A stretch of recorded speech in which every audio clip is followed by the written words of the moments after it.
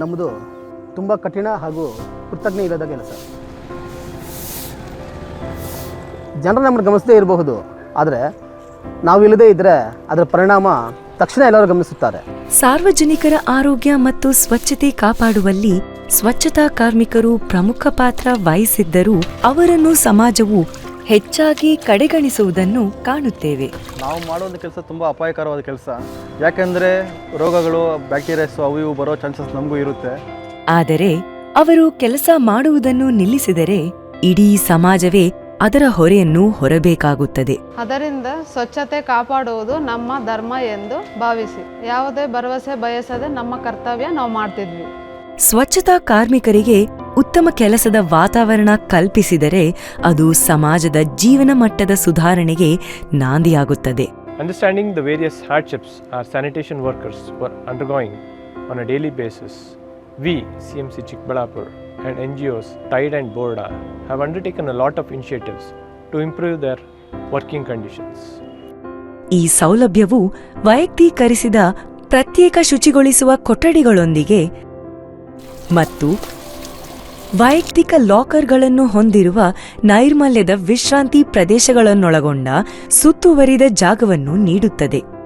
ಸ್ವಚ್ಛತಾ ಉಪಕರಣಗಳನ್ನು ಸಂಗ್ರಹಿಸುವ ಕೊಠಡಿ, ಶುದ್ಧ ಕುಡಿಯುವ ನೀರಿನ ವ್ಯವಸ್ಥೆ, ಬೆಚ್ಚಗಿನ ನೈಸರ್ಗಿಕವಾಗಿ ಬೆಳಗಿದ ಊಟದ ಪ್ರದೇಶ ಮತ್ತು ಆರಾಮದಾಯಕವಾದ ವಿಶ್ರಾಂತಿ ಕೊಠಡಿಗಳೊಂದಿಗೆ ಈ ಸೌಲಭ್ಯವು ಪೂರ್ಣಗೊಂಡಿದೆ. ಸಂಪೂರ್ಣ ಸೌಲಭ್ಯವನ್ನು ಕಾರ್ಮಿಕರೇ ಜವಾಬ್ದಾರಿಯುತವಾಗಿ ನಿರ್ವಹಿಸುತ್ತಿದ್ದಾರೆ. There are 2 such resting facilities, one here and one at our neighboring taluk, Chintamani.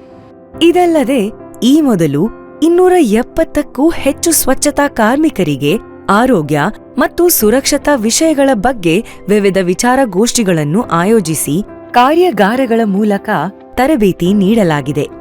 ಇದು ಅವರ ಕೆಲಸದ ಪರಿಸ್ಥಿತಿಗಳನ್ನು ಗಣನೀಯವಾಗಿ ಸುಧಾರಿಸಿದೆ. ಆದಾಗ್ಯೂ ಸ್ವಚ್ಛತಾ ಕಾರ್ಮಿಕರ ಜೀವನದಲ್ಲಿ ಸಮಗ್ರ ಸುಧಾರಣೆ ತರಲು ಅವರ ಜೀವನ ಪರಿಸ್ಥಿತಿಗಳಲ್ಲಿ ಬದಲಾವಣೆಗಳ ಅಗತ್ಯವಿರುತ್ತದೆ.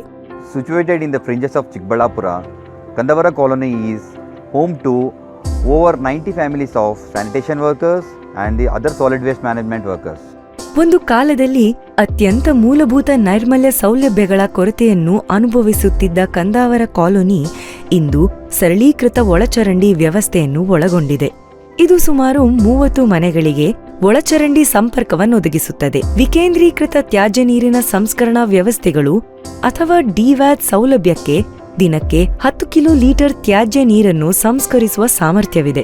ಆಸಕ್ತಿದಾಯಕ ವಿಷಯವೇನೆಂದರೆ ಈ ಸೌಲಭ್ಯವನ್ನು ಸಮುದಾಯವು ಸ್ವತಃ ನಿರ್ವಹಿಸುತ್ತದೆ ಮತ್ತು ಸಂಸ್ಕರಿಸಿದ ನೀರನ್ನು ಸೌಲಭ್ಯದೊಳಗೆ ಸಸ್ಯಗಳಿಗೆ ನೀರುಣಿಸಲು ಬಳಸಲಾಗುತ್ತದೆ. ಇದಕ್ಕೆ ಪೂರಕವಾಗಿ ಡಸ್ಟ್ಬಿನ್ಗಳನ್ನು ವಿತರಿಸುವ ಮೂಲಕ ಮನೆ ಮನೆಗೆ ತೆರಳಿ ತ್ಯಾಜ್ಯ ಸಂಗ್ರಹಣೆ,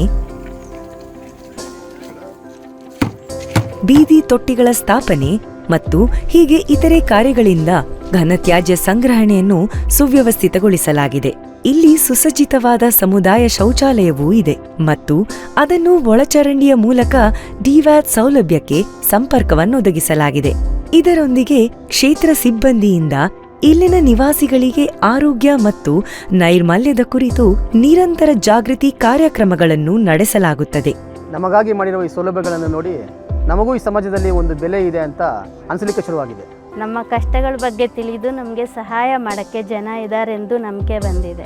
ಇದಕ್ಕಿನ ಮೇಲೆ ನಮ್ಮ ಮೇಲೆ ನಮಗೆ ಒಂದು ಒಳ್ಳೆಯ ವಿಶ್ವಾಸ ಬೆಳೆದಿದೆ ಮತ್ತು ನಮ್ಮ ಮಕ್ಕಳಿಗೆ ನಾವು ಒಂದು ಒಳ್ಳೆಯ ಜೀವನ ಕೊಡಬೇಕೆಂಬ ನಂಬಿಕೆ ನಮ್ಮಲ್ಲಿ ಹೆಚ್ಚಾಗಿದೆ. ಈ ಪ್ರವೃತ್ತಿಗಳು ಸ್ವಚ್ಛತಾ ಕಾರ್ಮಿಕರಿಗೆ ಮೂಲಭೂತ ಸೌಕರ್ಯಗಳನ್ನು ಒದಗಿಸುವುದರ ಪರಿಣಾಮವಾಗಿ ಅವರ ಜೀವನಕ್ಕೆ ಮಾತ್ರವಲ್ಲದೆ ಸಮಗ್ರ ಸಮಾಜಕ್ಕೂ ಇದು ಹೇಗೆ ಪರಿಣಾಮವನ್ನು ಉಂಟುಮಾಡಬಹುದು ಎಂಬುದರ ಸಾಕ್ಷ್ಯಗಳಾಗಿವೆ.